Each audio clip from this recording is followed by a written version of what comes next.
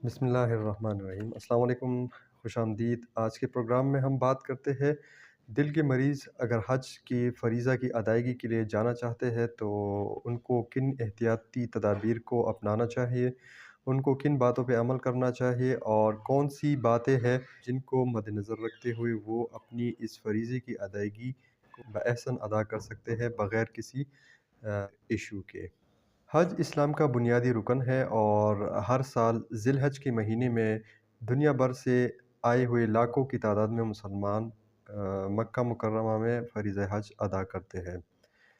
حالیہ اسٹیٹسٹکس کے مطابق دنیا کے تقریباً 160 ممالک کے 25 سے 30 لاکھ تک افراد حج کی فریضہ کی ادائیگی کے لیے سعودی عرب آتے ہیں۔ حجاج کرام میں زیادہ تر افراد بڑی عمر کے لوگ ہوتے ہیں، یعنی ان میں زیادہ تر معمر لوگ شامل ہوتے ہیں۔ اتنی زیادہ تعداد میں لوگ جب ایک چھوٹے سے علاقے میں آ جاتے ہیں تو اس کی وجہ سے بہت سے مسائل وغیرہ جنم لے سکتے ہیں صحت کے حوالے سے۔ کچھ مواقع پر یہاں پہ پاپولیشن ڈینسٹی جو ہے وہ 1 میٹر اسکوائر میں 7 افراد تک پہنچ سکتی ہے۔ حجاج کرام کی اکثریت بڑی عمر کے افراد پر مشتمل ہوتی ہے اور ان میں سے بیشتر کو بہت سی دائمی بیماریاں مثلاً ہائی بلڈ پریشر، شوگر، گردوں کی بیماریاں، سانس کی تکالیف، دل اور دوسرے دائمی امراض ان کو لاحق ہوتے ہیں۔ حالیہ ریسرچ کے مطابق حج کے موقع پر زیادہ تر اموات دل کی تکالیف کی وجہ سے ہوتی ہے۔ بہت سے لوگوں کو کارڈیک اریسٹ ہو جاتا ہے، یعنی ان کا دل یکدم کام کرنا چھوڑ دیتا ہے۔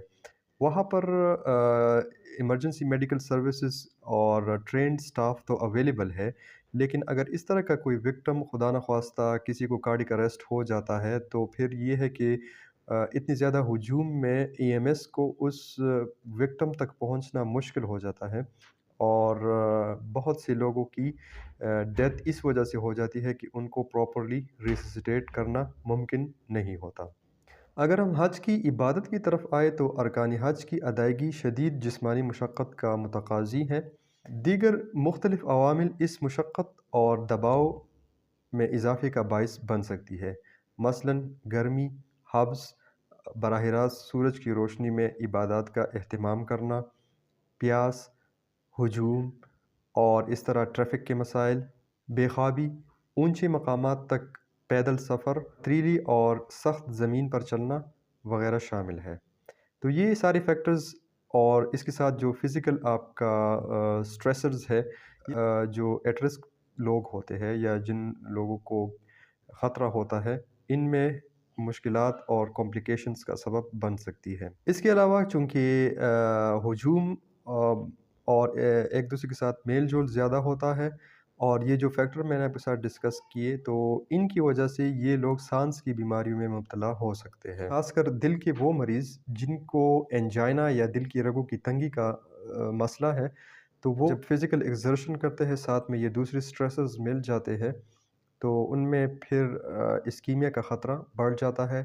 اس کا مطلب ہے کہ وہ پھر انسٹیبل انجائنا ان کو ہو سکتا ہے اور انسٹیبل انجائنا کے علاوہ خدا نخواستہ ان کو دل کا دورہ بھی پڑ سکتا ہے۔ لہٰذا یہ مریض جو ہے یہ بر وقت اپنے ڈاکٹر کے ساتھ ان ٹچ رہے۔ دل کی بیماری میں مبتلا یہ مریض جو میں آپ کے ساتھ ابھی ان کچھ کنڈیشنز آپ کے ساتھ شیئر کرتا ہوں، یہ وہ مریض ہے جو انسٹیبل ہے اور جب تک ان کی کنڈیشن سٹیبل نہیں ہو جاتی ان کو حج کا فریضہ ادا نہیں کرنا چاہیے۔ یہ مریض وہ ہے جن کو ہارٹ فیلئر ہو، یا وہ مریض جن کو ابھی ریسنٹلی قریب میں 1 مہینہ 6 ہفتوں میں ہارٹ اٹیک ہوا ہو، یا ان کو پچھلے 4 سے 6 ہفتوں میں سٹنٹ لگا ہو، یا ان کی ابھی مہینے 2-3 پہلے کارڈیک سرجری ہوئی ہو۔ اس کے علاوہ جو دل کی بے ربط حرکت والے مریض ہے اور وہ مریض جن کو انسٹیبل انجائنا ہے، تو یہ مریض جب تک ان کی کنڈیشن سٹیبل نہیں ہو جاتی ان کو چاہیے کہ یہ حج کا فریضہ ادا نہ کرے۔ اب میں آپ کے ساتھ کچھ گائیڈ لائنز شیئر کرتا ہوں یا کچھ ٹپس آپ کے ساتھ شیئر کرتا ہوں کہ جس پہ عمل کر کے آپ اپنی ہیلتھ کو برقرار رکھ سکتے ہیں اور حج کی عبادت کے لیے جتنی جسمانی مشقت کی ضرورت ہوتی ہے اس کو آپ بخوبی انجام دے کر نہ صرف یہ کہ اپنی صحت کو محفوظ رکھ سکتے ہیں بلکہ حج کی عبادت کا اجر بھی آپ حاصل کر سکتے ہیں۔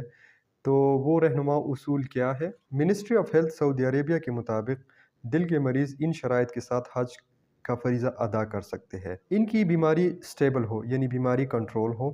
ان کو سینے میں درد یا سانس کی تکلیف نہ ہو، مریض کو ریسنٹلی دل کا دورہ اور پی سی آئی کیبج یعنی بائی پاس یا اسٹنٹ وغیرہ نہ لگا ہو،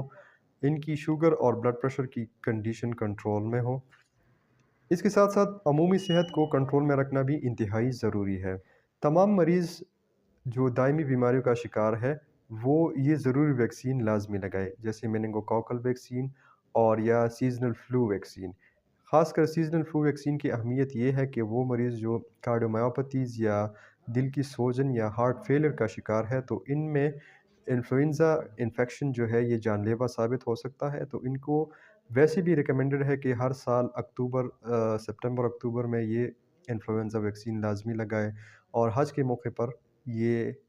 ویکسین لازمی ان کو لگانی چاہیے۔ ادویات کی مناسب مقدار اپنے پاس رکھیں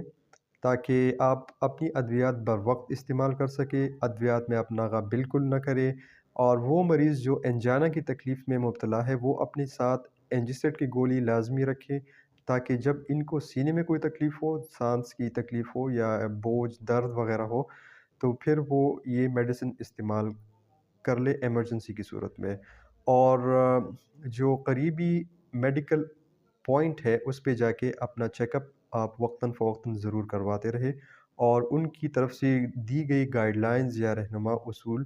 پر آپ لازمی عمل کریں۔ ایک اور بات جو بہت امپورٹنٹ ہے وہ یہ ہے کہ اپنے آپ کو جہاں تک ہو سکے فزیکل ایکٹیویٹیز میں اوور انڈلج نہ کرے، یعنی اپنی لیول آف ایکٹیویٹی ہے اس کو اتنا آپ رکھیں کہ آپ اپنی جو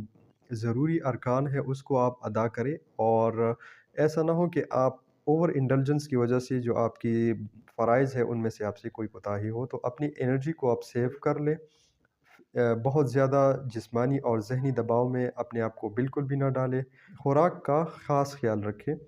اور بیماری کی نوعیت کے مطابق آپ بہت زیادہ نمک، چکنائی اور میٹھی اشیاء سے پرہیز کریں۔ زیادہ ہجوم میں جانے سے پرہیز کریں۔ اگر سینے میں آپ کو درد یا تکلیف محسوس ہو تو فوراً اپنے ڈاکٹر سے رجوع کریں یا ان کی طرف سے فراہم کردہ نمبرات پہ رابطہ کریں۔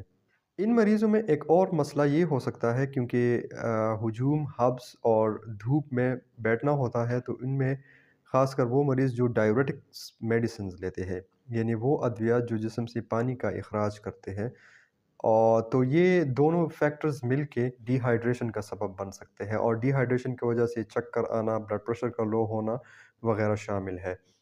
اس کے علاوہ کچھ اور مریض ہوتے ہیں جو خون پتلا کرنے والی میڈیسنز لیتے ہیں، جیسے ایسپرین، یا اس کے علاوہ اگر ان کو بے ربط دل کی حرکت کا مسئلہ ہے یا ان میں خون کی انجماد کا مسئلہ ہے تو وہ وارفرین اور اس سے ملتے جلتے میڈیسنز پہ ہوتے ہیں۔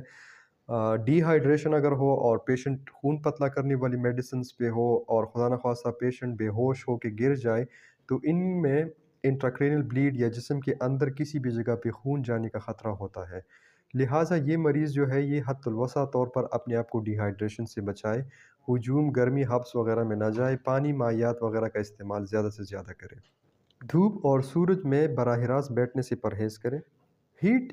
سٹروک یا ہیٹ ایگزاشن بھی ان مریضوں میں ہو سکتی ہے، تو آپ کو اگر خدا نخواستہ سر میں درد، متلی، الٹی آنا، بدن میں بہت زیادہ درد، تیز بخار وغیرہ محسوس ہو تو مائعات وغیرہ کا بہت زیادہ استعمال آپ کریں، آرام کریں، اور بخار کی دوا لے کر آپ ڈاکٹر سے مشورہ کریں۔ تو یہ کچھ ایسی موٹی موٹی باتیں تھیں اور رہنما اصول تھے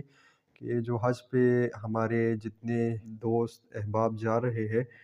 ان میں سے بہت سارے بلڈ پریشر، شوگر اور دل کی بیماریوں میں مبتلا ہوتے ہیں، وہ ان باتوں کو ذہن میں رکھ کے نہ صرف یہ ہے کہ اپنے سفر کو خوشگوار بنا سکتے ہیں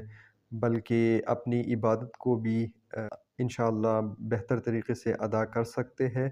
ان کی بیماری کا لیول بھی کنٹرول میں ہوگا اور ان کو اپنی فرائض کی ادائیگی میں بھی کسی مشکل کا سامنا نہ کرنا پڑے۔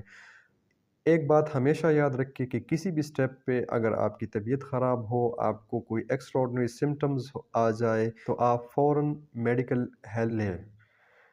انشاءاللہ دوسری ویڈیو کے ساتھ پھر ملیں گے۔ اللہ حافظ۔